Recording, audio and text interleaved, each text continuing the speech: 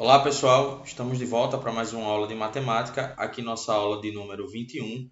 Nós vamos fazer hoje uma revisão sobre a função polinomial do segundo grau, sobre as inequações e funções definidas por mais de uma sentença. É bom lembrar que essa aula é de revisão, então é interessante que você já tenha assistido às aulas anteriores que abordam esses assuntos. Vamos começar. Para começar, eu trago aqui novamente a definição da função polinomial do segundo grau.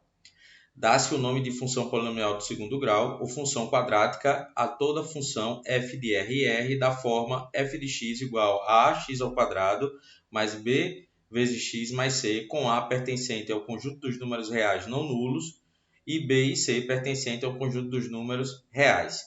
Nessa definição, o a, b e c eles são chamados de coeficientes da função. Aqui eu trago alguns exemplos que mostram como seria uma função polinomial do segundo grau com os valores de a, b e c. Então, nesse exemplo, eu tenho o a valendo 2, o b valendo 1 e o c valendo 1 também. Eu posso localizar aqui o valor de a ao lado do x ao quadrado, o de b ao lado do x e o c, que seria o termo independente. Aqui eu trago outros exemplos com a mesma estrutura, né, ax ao quadrado mais bx mais c. Zeros da função polinomial do segundo grau. Então, muitas questões a gente precisa calculando os zeros da função, que também são chamados de raízes. Então, dá-se o nome do zero da função ao valor x que anula o f de x, isto é, torna f de x igual a zero.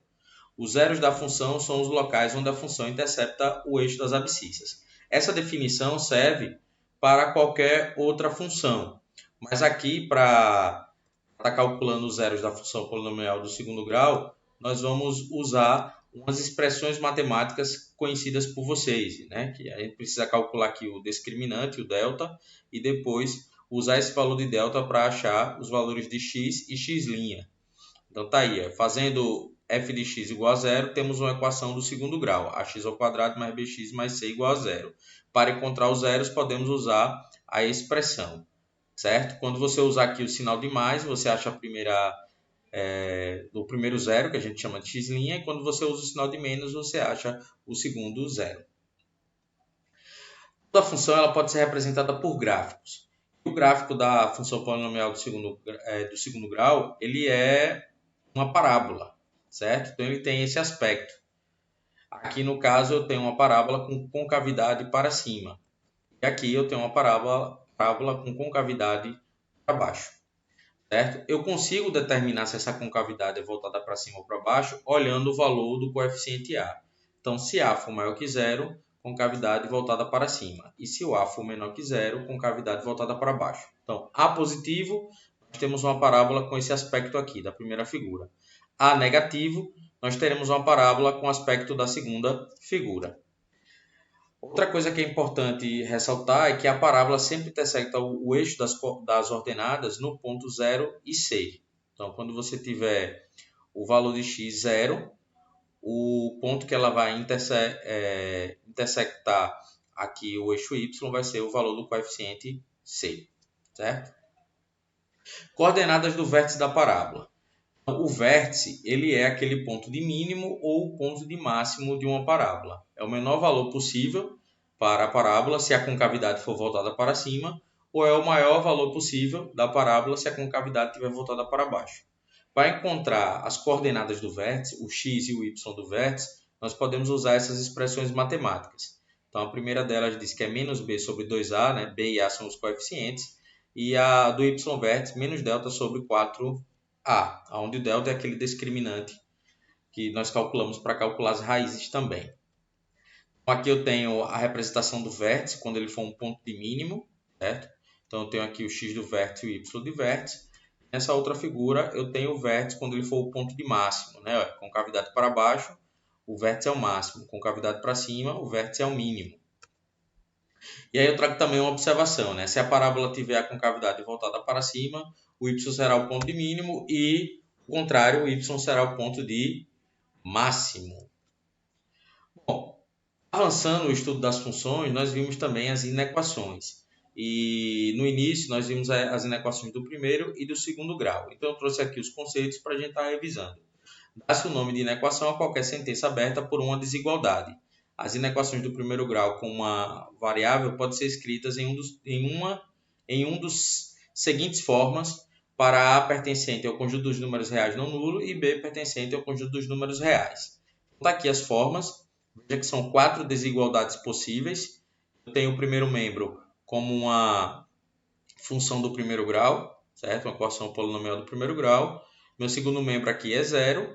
E entre eles eu tenho uma desigualdade, né? Aqui é o maior, maior igual, menor, menor igual.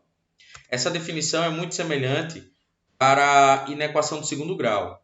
Dá-se o nome de inequações a qualquer sentença aberta por uma desigualdade. As inequações de segundo grau com a variável podem ser escritas em um dos seguintes modos, com A pertencente ao conjunto dos números reais não nulos, B e C pertencente aí ao conjunto dos números reais.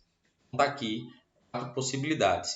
Eu tenho no primeiro membro a equação polinomial do segundo grau, né, ax ao quadrado mais bx mais c. No segundo membro eu tenho o zero. E aqui as 4 desigualdades possíveis: maior, menor, maior igual ou menor ou igual. Então, isso seria a definição para as inequações. Funções definidas por mais de uma sentença. Então, dependendo da função, você pode ter mais de uma sentença matemática para determinar a função. Aqui eu trago um exemplo que diz que eu tenho minha função de R em R. O que isso quer dizer? Que o domínio ele faz parte do conjunto dos números reais, né? O domínio é o conjunto dos números reais e o contradomínio também, o conjunto dos números reais. No domínio estão os valores para a variável x e no contradomínio estão os valores para a variável y, né? Para o meu f de x. E ele está dizendo que essa função aqui ela é definida por essas duas sentenças. Então, o f de x vai ser menos x menos 1 se o x for menor ou igual a zero. E o f de x vai ser x ao quadrado menos 1 se o x, quando você substituir aqui, ó, for maior que zero. Aqui eu trago uma representação gráfica dessas duas sentenças.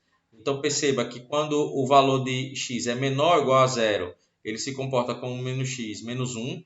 Isso dá uma reta decrescente. E quando o valor de x é maior que zero, né, positivo, ele se comporta como x ao quadrado menos 1, que é aqui o comportamento de uma parábola. Certo? Então, no caso de f de x, ela se comporta de duas formas diferentes, porque ela é definida por duas sentenças. Aqui eu trago algumas informações sobre essa função. Então, como eu já disse, o domínio é o conjunto dos números reais. O contradomínio também é o conjunto dos números reais. A imagem, que são os valores de y escolhidos no contradomínio, ela é igual a esse conjunto. Ó, o y pertencente ao conjunto dos números reais, tal que o y é maior ou igual a menos 1. Porque se você observar no gráfico, ela só assume valores de menos 1 para cima, certo? Então, esse é o valor da imagem. O f ela é decrescente de menos infinito até zero. Então, tudo aqui que estiver do lado esquerdo é até zero, a função se comporta de forma decrescente. Ela é crescente de zero a mais infinito. Então, tudo que estiver aqui do lado direito, a função vai crescendo. F é positiva, os intervalos aí, menos infinito aberto até menos 1 aberto. Então, ela é positiva daqui para cá, até aqui, ela está acima do eixo x. E também de 1 até mais infinito. Então, desse ponto aqui para frente, ela também está acima do eixo x. Então, ela é positiva. E ela é negativa aqui, entre menos 1 e 1. Veja que a representação aqui do gráfico está desenhada abaixo do eixo x. Então, nessa região ela é negativa. E os zeros da função, minhas raízes, são o menos 1 e 1, que são justamente os dois pontos que minha função toca o eixo x. Certo? Então, esse seria o comportamento de uma função definida por mais de uma sentença. Eu trouxe aqui um exemplo para estar abordando essas informações que nós acabamos de ver. Então, nesse exemplo, ele diz: considera uma função de R em R, dada por f de x igual a x ao quadrado menos 2x mais k, com k pertencente ao conjunto dos números reais. Então, o k pertence aos reais, mas nós não sabemos quando é que vale o k, certo? Nessas condições, determine. Aí, letra A, os valores de x para os quais f é crescente e decrescente. Ele também quer aqui na letra B o valor numérico de k, sabendo que o conjunto de imagem de f é dado por fechado no 3, né, e aberto no infinito positivo. Então vamos lá. Para resolver a letra A, vou fazer o seguinte. Eu vou determinar o x do vértice, porque seria aquele x central, né? Dele para a esquerda, a função será decrescente, e dele para a direita, a função será crescente. E por que eu sei disso? Porque eu olhei aqui o valor de f de x e o a é positivo. Então, quando o a é positivo, a concavidade é para cima. E aí o x do vértice, ele vai estar representando o x do ponto mínimo. Então, da esquerda desse ponto mínimo, nós temos a função decrescente, e para a direita nós temos a função crescente. Determinando aqui o x do vértice, eu substituí no lugar de b menos 2 e no lugar de a o valor de 1. Então, eu encontrei essa expressão. Resolvendo ela, eu descubro que o x do vértice vale 1, que é esse x central. Então, eu estou escrevendo aqui, ó, a função vai ser crescente dele para frente, então ela vai ser crescente quando o x for maior ou igual a 1, e a função vai ser decrescente dele para trás, então quando o x for menor ou igual a 1. E com isso eu consigo resolver a letra A. Já a letra B, ele quer o valor numérico de K. Ele diz, sabendo que o conjunto de imagem de F é dado por 3 fechado a mais infinito. Então, vocês devem perceber que 3 é o menor valor possível para essa minha função, já que a imagem está dizendo que é 3 fechado, ali o intervalo. Então, esse valor menor possível é o valor do y do vértice. E esse valor do y do vértice também é igual ao f do x do vértice. Ou seja, se eu substituir 1 na minha função, aqui eu colocar f de 1, certo? Eu vou encontrar justamente o menor valor possível, que é o y do vértice. E eu sei que isso também é igual a 3, porque a questão está me garantindo que a imagem, o menor valor da imagem vale 3. Então, ela coincide com o y do vértice. Substituindo aqui o 1 no f, fiquei com, aqui tem x ao quadrado, eu fiquei com 1 ao quadrado, menos 2 vezes 1, mais k. E eu sei que isso aqui tem que dar 3, que é o menor valor possível. Fazendo aqui as operações, né? 1 ao quadrado dá 1, menos 2 vezes 1 dá menos 2. 1 menos 2 dá menos 1. Passando menos 1 agora para o outro lado da igualdade, eu tenho que k é 3 mais 1, e eu descubro aí que k é igual a 4. Eu consigo aí solucionar a letra B. Veja que tanto na letra A como na letra B, eu usei as ideias do x e do y do vértice. Bom, aqui eu trago outro exemplo. Esse exemplo diz, resolva a inequação a seguir. A inequação é x ao quadrado menos 6x mais 9 maior que 0. Então, para resolver a minha inequação, primeiramente, eu vou precisar tirar as raízes. Então, eu já estou calculando aqui o delta, o b ao quadrado menos 4 vezes a vezes c. Então, eu substituí aqui, ó, menos 6 ao quadrado menos 4 vezes o coeficiente a vezes o coeficiente c. E aí, fazendo as operações, eu tenho menos 6 ao quadrado, 36, menos 4 vezes 9, 36. E aí eu descubro que o delta é 0. Quando o delta é 0, nós temos que as duas raízes são iguais. Eu já coloquei aqui que x' é igual a x duas linhas. E isso vai ser igual, usando a expressão que eu mostrei anteriormente, menos b, então ficou menos 6, mais ou menos raiz de delta, delta deu 0, sobre 2 vezes a, certo? E aí, resolvendo essas operações, eu descubro que x', x duas linhas dá 3. É fácil de perceber, porque todo esse mais ou menos raiz de 0 vai dar 0, certo? Menos por menos aqui dá mais, então fica 6 dividido por 2, que dá 3. Agora que eu tenho as raízes, eu preciso partir para o esboço do gráfico. E aí eu tenho meu eixo x e a parábola esboçada.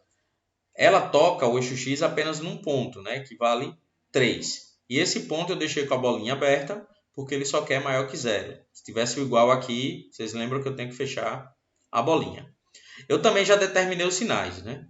Os valores que estão acima do eixo x são positivos, os valores que estão abaixo são negativos, mas essa parábola não apresenta nenhum valor negativo, nada abaixo do eixo x. Agora que eu tenho o esboço do meu gráfico, eu posso partir para a minha solução final. Então, x pertence aos reais, tal que x tem que ser diferente de 3. Por que eu cheguei nessa conclusão? Porque como ele quer valores maiores que 0, valores positivos, o único valor que a função não apresenta valor positivo é na própria raiz, que ela vai apresentar o valor 0. Então, fora a raiz, qualquer outro valor de x que eu escolher, ela vai ser positiva. Então, para a minha solução, basta dizer que o x vai ser diferente de zero, que qualquer outro valor real representará a minha solução. Certo? Pessoal, além desses exemplos e desses pontos que eu estou revisando com vocês, eu estou trazendo aqui também algumas questões para que vocês respondam a nível de atividade. Então, essa primeira questão, ele diz o seguinte, ó, considere f de x igual a 3x menos 2 e g de x igual a 2x ao quadrado mais 1. E aí ele pede a soma de f de x com g de x para o x igual a menos 3. E aí ele dá alguns itens, né? Seria a solução dessa soma. Então, essa questão fica aí para que vocês resolvam, anotem ela no caderno e tentem resolver. Eu trago também uma dica aí para a resposta, né? Para estar solucionando, você vai ter que estar calculando f de x mais g de x. Só que você vai ter que substituir aqui no f o menos 3 e aqui você vai ter que substituir no g o menos 3 também. E aí, quando você encontrar o f de menos 3 e o g de menos 3, aí você soma e você vai conseguir descobrir o resultado aqui, né, representado pela interrogação, que vai ser um desses itens. Então, resolva aí, deixe tudo anotadinho para a gente discutir depois nos plantões. Eu trago aqui também outra questão. Ele diz, qual das soluções abaixo representa a solução da inequação x ao quadrado menos 4 maior que zero. Então, é uma questão para que vocês resolvam com os conhecimentos de inequações. Aqui também estão os itens, um deles representa a solução dessa inequação. Tentem resolver. Aqui eu também trago uma dica para vocês tentarem resolver. A primeira coisa que vocês vão fazer é determinar as raízes do primeiro membro. Vocês vão fazer x ao quadrado menos 4 igual a zero, vão determinar as raízes. Depois vocês vão fazer o estudo do sinal da função, fazendo o esboço do gráfico, semelhante ao que eu fiz no exemplo. No final, vocês vão escrever a solução, certo? Baseado no esboço do gráfico. Tentem fazer, deixar anotado e depois a gente discute nos plantões. Pessoal, todas essas informações que eu passei para vocês hoje, elas estão no nosso livro, módulo 1, capítulo 3, e módulo 2, capítulo 4. Então, as atividades que falam sobre esse assunto estão presentes nesses dois capítulos e foram as atividades que eu fui passando ao longo das aulas. Caso vocês não tenham feito todas as questões, esse é o momento de vocês irem lá revisitar essas atividades e tentar resolver as questões que ficaram faltando, certo? A gente termina aí nossa revisão, essa nossa primeira parte da revisão. Eu espero que vocês tenham gostado. Um abraço.